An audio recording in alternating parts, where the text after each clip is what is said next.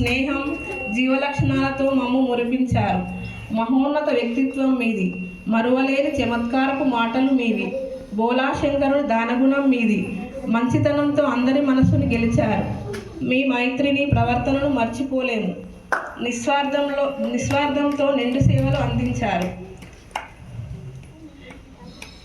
చెట్టుకు రాతి దెబ్బలు తగలడం, పూలగుండల్లోంచి సూదులు గుచ్చుకోవడం వంటి కష్టాలు ఓర్చుకున్నారు.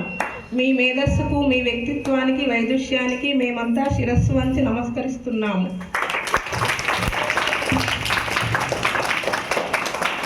నిరంతరం విద్యార్థుల ప్రగతి కోసం తపించిన మహావిద్యా తపస్వి బదిలీపై వెళ్ళడం మాకు చాలా బాధాకరం.